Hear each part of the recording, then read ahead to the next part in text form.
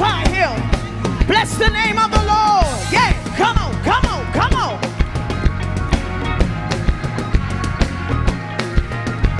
The Lord is high above the heavens. The Lord is high above the heavens. And his glory above the nation. And his glory above the nation. The Lord is high above the heavens. The Lord is high above the heavens. And his glory above the nation. And his glory above the Let's sing. nation. The Lord is high above the The heavens. Lord is high above the heavens. And his glory above the nation. And his glory above the nation. The Lord is high above the The heavens. Lord is high above the heavens. And his glory above the nation. And his glory above the nation. Give God the highest praise, acknowledging him always. And all the people said, Halle, halle, hallelujah. Halle, halle, Halle, halle, hallelujah. halle, hallelujah. Come on, say, the Lord is high above the The heavens. Lord is high above Now, the come heavens. on, put your hands together. Come on, right here, right here, right here. And let's go way above the nation. And his glory above the nation. Put your hands together right here. Put your hands together right here. The Lord is high above the The heavens. Lord is high above the Now heavens. somebody shout. And let's go way above the nation. And his glory above the nation. Oh yes, we bless your name in this house today, Lord. I'll give God the highest praise, acknowledging him always. And all the people said, Halle, halle, hallelujah. Halle, halle, hallelujah. Halle, halle, hallelujah. Halle, halle, hallelujah. Oh, say halle, Hallelujah. hallelujah. Halle, Hallelujah. hallelujah. Halle, hallelujah. Halle, hallelujah. The Lord is high above the The heavens. Lord is high above the heavens. Oh yes, he is this morning, and we celebrate his name. And his glory above the nation. And his glory above the nation. The Lord is high above the The heavens. Lord is high above the heavens. Hey, and we bless your name in this place today, Lord. And his glory above the nation. And his glory above the nation. Give God the highest praise, acknowledging him always. And all the people said, Halle, halle, hallelujah. Halle, halle, Halle, halle, hallelujah. halle, hallelujah. Say, halle, hallelujah.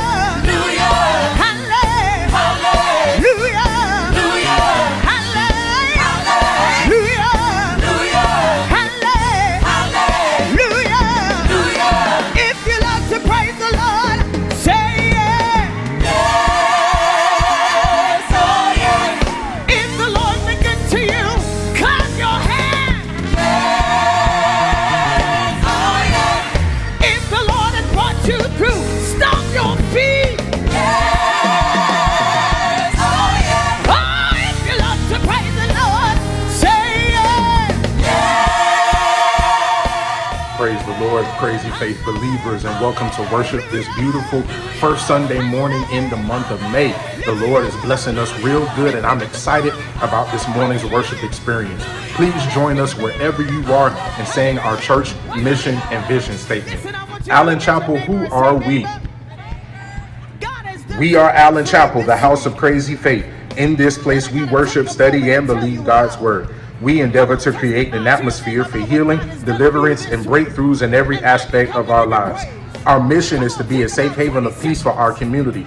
In this place, no dream is too big. Our praise is authentic. We walk in our purpose, and God always hears and answers our prayers. We are the house of Crazy Faith, and we believe God.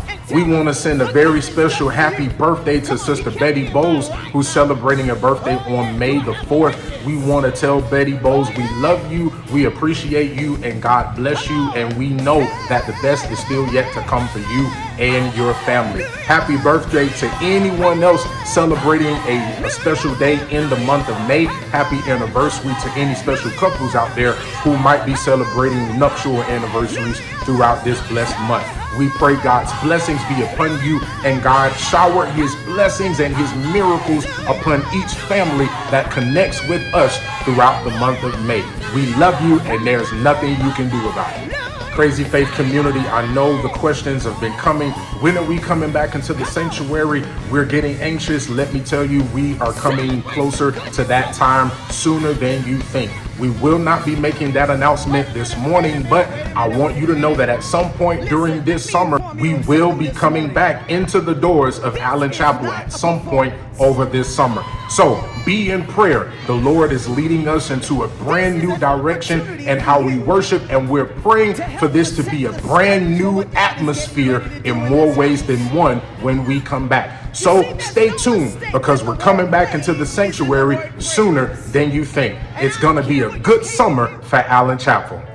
God has been so faithful to us, and because of your help, Allen Chapel has been standing strong in the middle of a global pandemic. Thank you for all you do to help this ministry. Please, my brothers and sisters, this is the first Sunday in the month of May, a good time to sow a seed into the house of faith. Please give your donations today via Givelify. The link is at the bottom of the screen, or you can put that seed in the mail to Allen Chapel P.O. Box 1335, Hot Springs, Florida 32655. Jehovah Jireh is our provider, and we're thankful for what God is doing.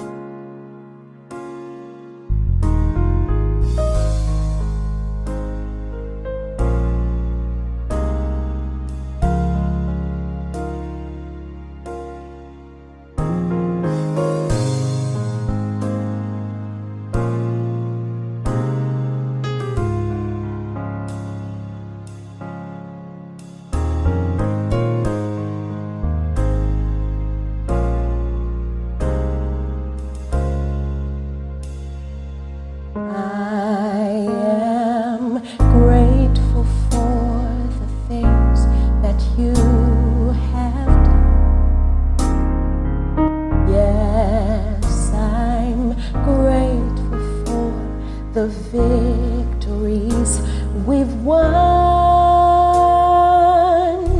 I could go on and on and on about your works, because I'm grateful, grateful, so grateful just to praise you, Lord.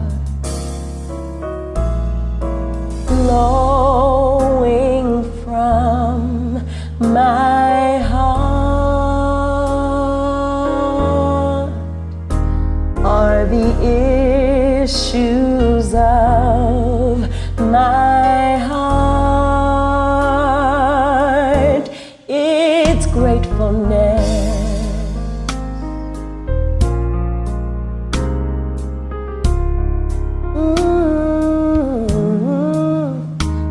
Gratefulness.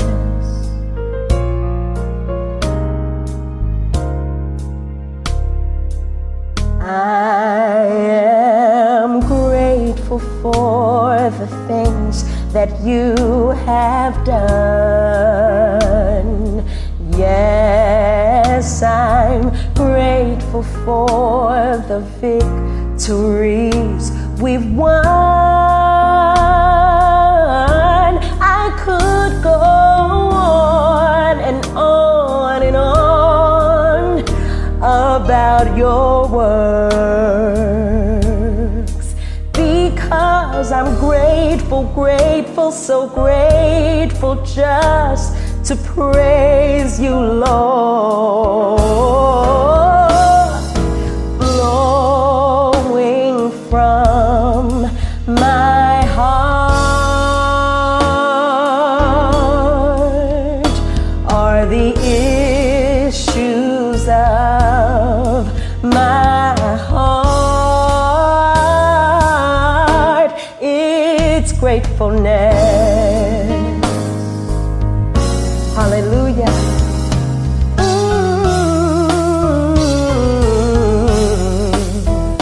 Grateful, grateful, grateful, grateful, grateful, grateful, grateful, grateful, grateful, grateful, grateful, gratefulness is flowing from my heart. Grateful, grateful, grateful, grateful, grateful, grateful, grateful, grateful, grateful, grateful, grateful, gratefulness. It's flowing from my heart. Grateful, I'm so grateful, Lord. Oh, grateful for everything you've done for me in my life, Lord. I'm so grateful for this very moment. It's flowing from my heart. Grateful, grateful, grateful, grateful, grateful, grateful, grateful, grateful, grateful. I'm so grateful, Jesus. Gratefulness is flowing from my heart. Flowing from my heart are the issues of my heart.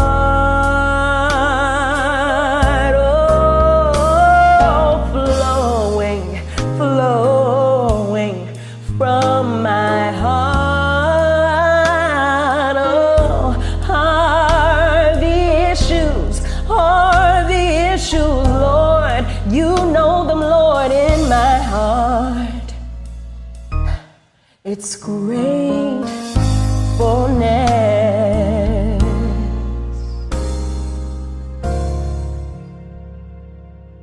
As we prepare to hear from the Lord today, I want us to look at the book of Deuteronomy, chapter number 6.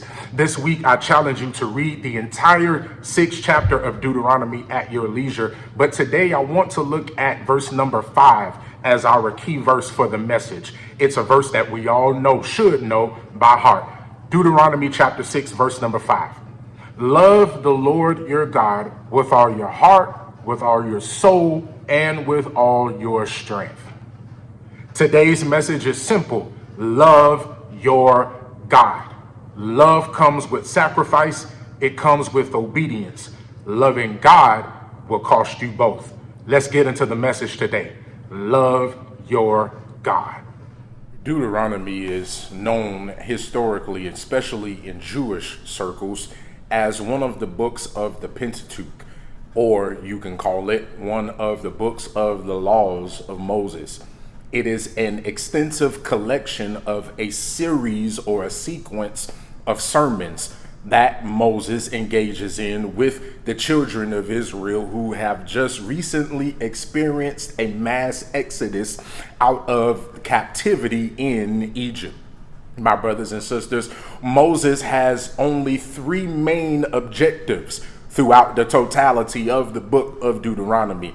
His first and his main objective is to give an historic account or a cultural overview to the younger generation or the newer individuals who are in the nation of Israel, who need to really understand first and foremost who they are and whose they are as they continue to march towards the promised land. The second thing throughout the book of Deuteronomy that Moses does is he helps the children of Israel to renew their relationship with God.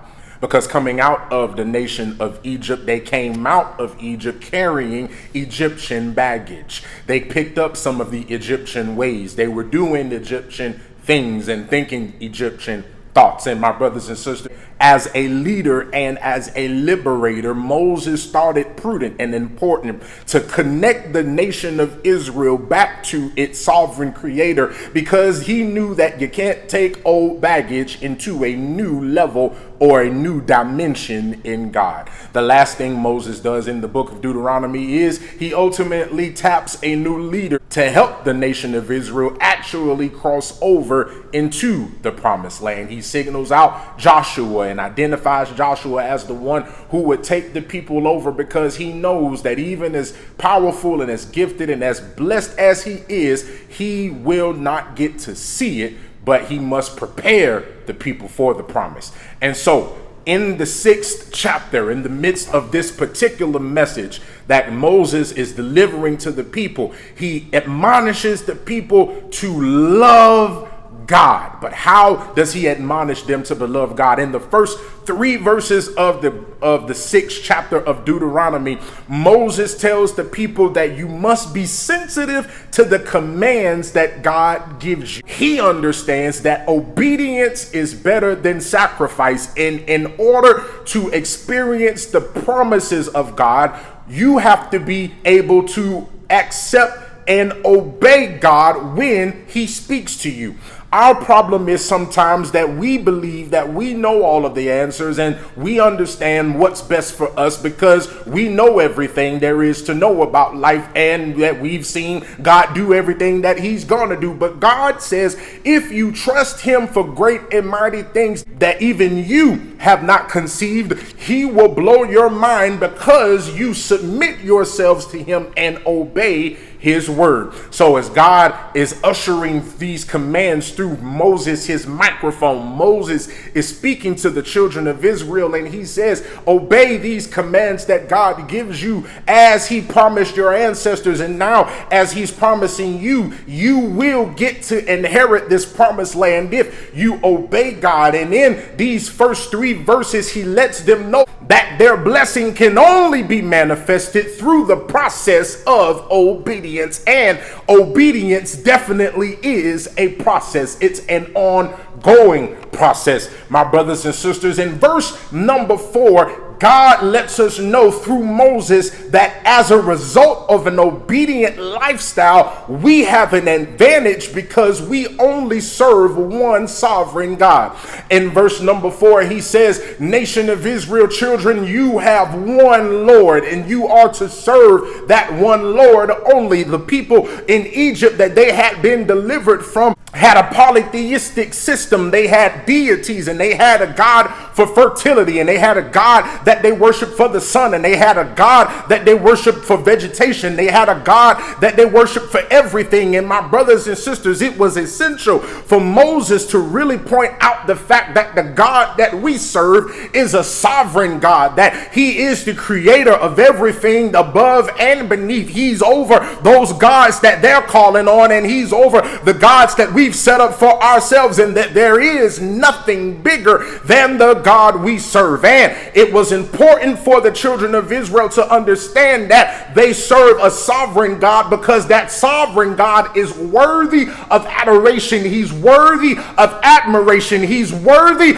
of attention to detail when it comes to serving him in spirit and in truth. And that's why in verse number 5 of this passage, Moses says explicitly, you have to love your God. My brothers and sisters, we are in a season of resurrection where we just experienced the ultimate show of God's power through the powerful resurrection of our Savior, Jesus the Christ. And we are in the season of believing, but you can only believe in something if you love it. You can only obey God if you love him. And Moses is telling us the same thing that Jesus told his disciples in the Gospels when they asked him which of the commandments is the greatest. He tells them to love your God with all your heart, with all your mind, and with all your strength. And when you love God, you obey his commandment and you walk according to his word, and you are obedient to his word.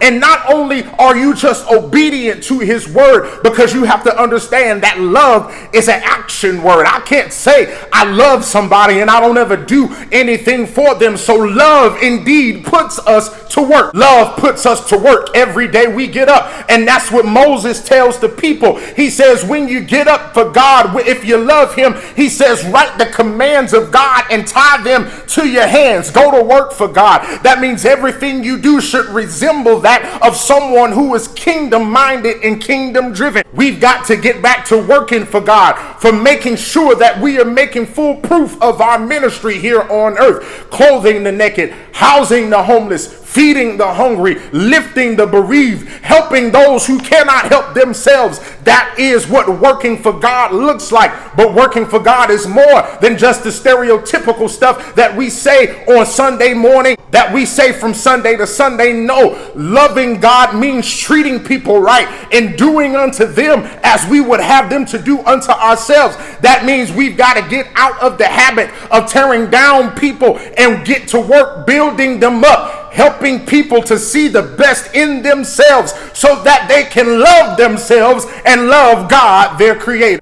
That is how we love God, by working for him. But not only does Moses admonish us to tie it to our hand, to be a worker for God. No, he says we've got to take this thing a step further and put it on our forehead so that that can make us a witness for him. That when people see us, there's an actual sign that we are children of God. That when people see us, there is no guessing about who we are as children of God, because it is our true nature to serve him as a witness for him, to talk about the miracles and the blessings that we've been exposed to and that we've seen on a daily basis. Can I get a witness watching Crazy Faith TV today? The world needs to know that there are still some bona fide witnesses out there telling the folk everywhere they go that the Lord has healed me, that the Lord has delivered me, that the Lord has made ways out of no way for me. Loving God means being a witness for God. That means when I open up my mouth, I'm not talking gossip. I'm not talking about what I heard, but I am going to tell you